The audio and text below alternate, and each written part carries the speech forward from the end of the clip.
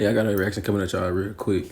Saw this video and I thought it was pretty interesting because I don't think a lot of people really understand what really goes on in life for real, and how minds change, how you can get tired of being a good person. And I'm gonna prove it in the Bible. Let's get into this. Pook is in the comment section saying stuff like, your ex did all of that and it still wasn't enough. Being a good man ain't never enough. First off, let me explain something to you. Most of y'all are not good men. Y'all are performative, right? You only do nice things for women because you're trying to manipulate women and get what you want from those women. That's the reason why you do nice things, right? He's actually just a good human being. But this the thing though, a lot of men are like that for real. A lot of men, especially early on, are like that for real. It's not a performance. You actually doing what this woman told you she actually liked out of a person. Let's be real though. Everything in life is a fucking performance. Or am I tripping? Everything in life is a performance. I feel like that's why a lot of people get this misconception of what love is. Love is a performance. Love is doing the things that's required. I don't understand. That's literally a performance. And it's not just limited to me. All of the nice things he did for me, he does nice things for other people around him too. Strangers, people in his family, his friends. He treats everybody good, which was one of the reasons why I dated him in the first place, because he wasn't just good to me. He was an overall good person, right? When you're a good person, it doesn't matter whether or not it don't work out with somebody. You don't just automatically stop being a good person. You don't become a bad guy just because you didn't work out with a woman. No, if you good, you remain good. Let me prove that wrong according to the scriptures, because that's not true according to the Bible. And it's not true in the world. That's not true in real life. This is Proverbs chapter 12 and verse 26. The righteous is more excellent than his neighbor, but the way of the wicked seduceth him. Let me read it again. The righteous is more excellent than his neighbor, but the way of the wicked seduceth him. Why? I ain't gonna lie. When I first read the Bible, this verse kind of shook me a little bit, because I'm like, damn, I ain't never heard that before. So he said, those that do what God say are better than his neighbor, than the people that he grew up with that's not doing it. But he said the way of the wicked seduces them. Because let's be real, being evil is fun, man. Being evil have a lot of perks to it in terms of instant gratification. But he said the righteous is more excellent than his neighbor. The people that's doing what God say is better than those who aren't. But the reward schedule for being righteous is different from being evil. So when you doing what's right and it seems like you can't get what you want, you usually try to change up what you're doing to try to get some fucking results. So if this ain't nothing new, when they say nice guys finish last, let me read it again. The righteous is more excellent than his neighbor, but the way of the wicked seduces him. So, okay, when you look at, I'm not that old, but it's how it was when I was in high school. The niggas that wasn't about shit was getting the women. It is what it is. So the dudes that was really on some mild-mannered, I'm not trying to womanize you, I'm not trying to have sex with you, I just fuck with you for who you are. Them niggas weren't getting no play. So after you get with a woman, or you start talking to a young sister, and she speaking to you, but she fucking one of them no good niggas, you be like, well shit, I might as well just go be one of them no good niggas. At least I get my dick with. It's an evil thought process, but that's what's going on. And a lot of people don't want to act like that shit going on. I'm gonna read it again. This is Proverbs chapter 12 verse 26. The righteous is more excellent than his neighbor, but the way of the wicked seduceth him. We're not gonna act like that's not a real thing. We're not gonna act like that's not a real thing. Let's get some more. This is Jeremiah chapter 2, verse 33. Why trimmest thou thy way to seek love? Let me read it again, because we're not going to act like this is not a human condition. We're not going to act like it's human to try to change your actions to see a better result. Let me read it again. Jeremiah chapter 2, verse 33. Why trimmest thou thy way to seek love? Therefore hast thou also taught the wicked ones thy ways. Now you see how they keep on interchanging between doing what's right and doing what's wrong. Because he said, why you going to trim your ways to seek love? By you doing that, you going to teach the wicked ones that's how you do it. Because you got to really think about it. A lot of times, wicked people really do be watching good people. They really do. So a lot of times, and that's why you see the back and forth so much.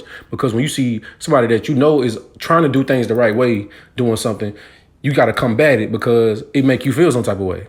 So now when you see somebody that you know normally does what's right, trimming their ways, it make the evil people a little bit more emboldened to do what they've been doing because you starting to join in on the bullshit that they doing. Let me read it again. Jeremiah chapter 2, verse 33. Why trimmest thou thy way to seek love? Therefore hast thou also taught the wicked ones thy ways. Because that's what the whole world is about. That's how God set this thing up. It's good against evil. It is what it is. It's light against darkness. It is what it is. So in a world full of, how can I put it? In a world full of whores and whoremongers, it's hard for the brothers that's not really on that time to find somebody they want to be with because it's not being taught. Because I'm going to just be honest with you. I think men and women, if it was being taught, they would do what's right for the most part in terms of relationships. That's just me. But it's not being taught. It's being promoted to wait for marriage. It's being promoted that you need to go out and experience life and deal with whoever you want to. That's what's being promoted. So why wouldn't people do what they have to do to actually make that happen? There's nothing good that you're gonna do to make that shit happen. All that shit is evil. How do you in a good way, how do you go about bouncing from person to person to person? What's the righteous way to do that? You can't. It's all evil. But we got to get back into parenting. We got to get back into parents being in the process of somebody picking a spouse. And we got to get back into when you actually get with somebody and y'all vibing, y'all actually feel like y'all good for each other. When y'all having issues, that don't mean y'all break up. Because that's the issue. In this generation, everybody feel like, well, oh, I'm not happy, so I'm going to leave. I'm going to just be honest with y'all. The divorce rate should be higher because most men are not happy in their marriages because women are very, very selfish. And that's what it was kind of funny on the video, what she said. Most women are not as good of people as men. They're selfish as shit. And I hope no woman get on this damn post and try to act like women are not more selfish than men. We're not going to sit here and do that. I argue that shit all day. Let me get one more.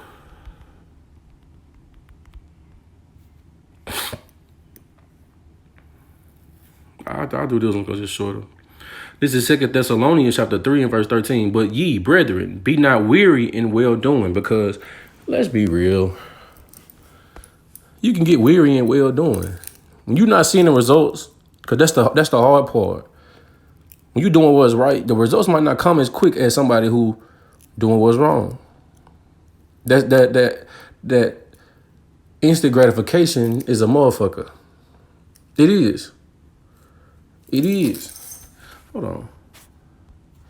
I think it's in 74.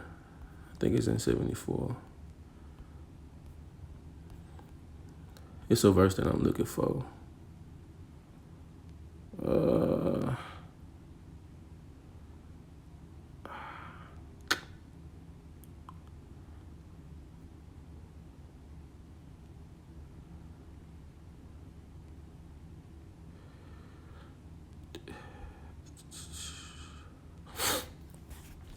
Uh,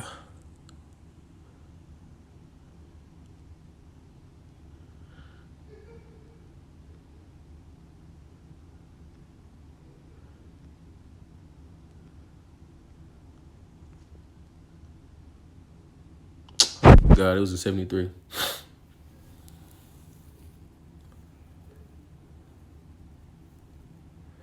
This is Psalm chapter 73. I'm going to start at verse 3. For I was envious at the foolish when I saw the prosperity of the wicked. So you can use these precepts in all aspects of life. You can see this happening to people all the time. When you see people who you know are bad people getting the results that you are looking for, it make you a little bit envious. And what do I mean by that? You gonna start emulating and doing the things that he's doing because, okay, if he's getting the result, I need to implement what the fuck he doing. That's just life. They tell you that in business, in whatever you're doing. That's why as a child, growing up, playing football, my coaches would always say, hey, it's Monday Night Football tonight. Hey, y'all should watch the professionals do it. Because it might be something that he doing that I'm not. Okay, he the best at it. Let me watch him doing. Okay, so if this brother is getting the quality of going that I want, what the hell is he doing? Because she won't even look at me. But the crazy part about it, and this is what a lot of women are not going to own up to, women are attracted to bad niggas. A lot of the characteristics of the niggas that they like are horrible fucking people. It is what it is. It is what it is. A lot of people don't want to understand that. A lot of people want to act like that's not the real thing. Don't say it's performative because everything is a fucking performance. Everything is a performance. Let me read it again. This is Psalm chapter 73 and verse 3. For I was envious at the foolish. Actually, I'm going to start up. Verse 1. Truly God is good to Israel, even to such as are of a clean heart. Because that's what the being a good person is. When you got a clean heart, you thinking about what's right. You ain't trying to do, you're not trying to do the wrong thing to people. That's the point of having a clean heart. When you read Mark chapter 7, verse 21, it show you what's in the heart of men. So if you got a clean heart, you're not thinking about adultery. You're not thinking about murder. You're not thinking about robbery. You're not thinking about lasciviousness. Right? Verse 2. But as for me, my feet were almost gone. My steps had well nigh slipped. Because when you're doing stuff like that, it's a lot of temptation out here. That go back into Proverbs 12:26. The way of the wicked seduceth them. And this is the reason why. Verse 3. For I was envious at the foolish. That's why his foot almost slipped. That's why he almost fell from what he was doing when he was going on the right path. He was doing what he was supposed to do, but he wasn't getting the result that he wanted. So he's like, damn, okay, I'm doing what's right. Why can't I? Let me read it again. For I was envious at the foolish when I saw the prosperity of the wicked. That's a scary thing, man. That's a scary thing because one of the things that kind of make your stomach hurt about the Bible is going to be a lot of people that die when Christ returns. A lot of people, they not teaching that in the Christian church. And I think that was probably one of the things that kind of drew me to the true understanding of the Bible, because it's like, okay, if I can see all this bad shit going on in the world, why is the Christian church only talking about the good? I don't get that. I don't get that. If half the people that I see going to church are evil as shit, most of the people that I see who don't go to church, but they claim and everything they talk about is they talk about God, they're evil as shit. Everything they talk about is good, prosperity, everything is gonna be okay. While I see everything else going on in the world, it's bombings, it's sicknesses that they're creating, it's all types of evil stuff going on in the world. But y'all keep talking about prosperity. That's why the true understanding of the scriptures drew me Okay, so y'all actually reading the Bible and saying what's really in there. Because how y'all can keep on talking about this Bible stuff, all this horrible stuff going on, but ain't nobody got no answers to none of the horrible stuff. A lot of the horrible stuff in there, just nobody want to read it. It's a lot of people gonna die. Let me read it again. For I was envious at the foolish. It's more foolish people in the world than good people. It is what it is. Majority always rule. So if you're not getting the results you want, you slowly start to move into the evil crowd. That is what it is. If you ain't got the mental fortitude, if your spirit ain't built up enough to avoid that evil, you're gonna get corrupted. Let's get some. Actually, I'm gonna get some more. Why he had to tell us this? This is Exodus chapter 23, verse 2. Thou shalt not follow a multitude to do evil, because that's what happens. Let's be honest. Most people in the world follow the crowd. Most people that know me, and this was before I even came into the Bible, I didn't follow no crowds. I didn't feel comfortable doing a bunch of shit that everybody was doing. All praise to the Most High. He woke me up so I can understand why that's the best way to move. Let me read it again. Exodus chapter 23, verse 2. Thou shalt not follow a multitude to do evil, neither shalt thou speak in a cause to decline after many to rest judgment, because a lot of people do that as well. You just side with the one that got the most people instead of just being honest. You rest in judgment. You know the judgment for to go over here, but since it's not as many people on that side, it's not as many powerful people on that side, you go with the wicked niggas. We see that all the time. We see that all the time. Let's get some more. Cause I don't think sis really thought that through. And I normally agree with sis, but I had to disagree on this one. This is 1 Corinthians chapter 15, verse 33. Be not deceived. Evil communications corrupt good manners. How do you do that? Because when you a good dude and you fighting to try to stay a good dude,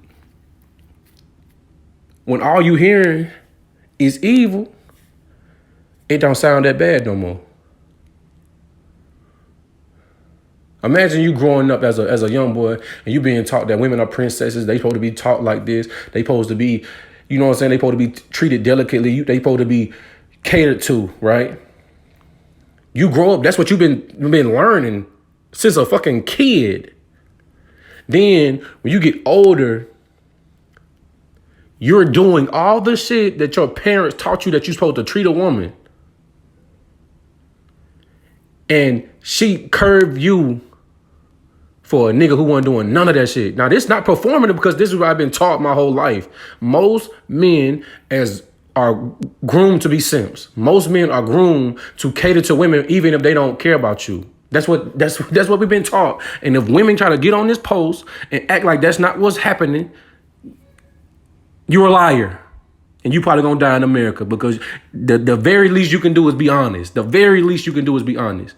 Most men are taught to cater to women, and that's their downfall because most women will tell you they do not respect niggas that do that.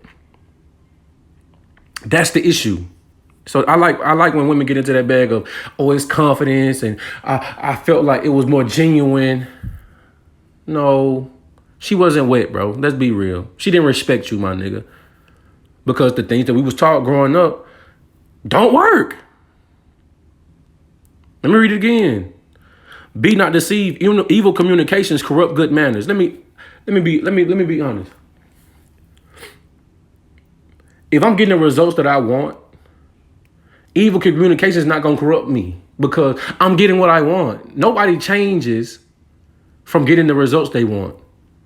How does it make sense? It wouldn't make sense for somebody who you clicking on all cylinders. Everything that you want in life is working. Everything just it's like clockwork. Everything is hitting on all cylinders. Why would I change something that's working to do something that don't? That is the problem. In our communities, bad behavior gets rewarded. Let's be honest. So, most of the time, I agree with sis. Most of the time, sis be saying some stuff. She says things that a lot of people don't want to agree to. A lot of things that a lot of people don't want to acknowledge. But she be right for the most part, especially when she talking about the Pookies and Ray Rays. Them niggas gonna die when Christ return. It is what it is. Them niggas got to go. But we not gonna sit here and act like most of them fucking Pookies and Ray Rays, they wasn't good dudes when they was younger. It is what it is. Y'all let me know what y'all think in the comments, man. I'm out.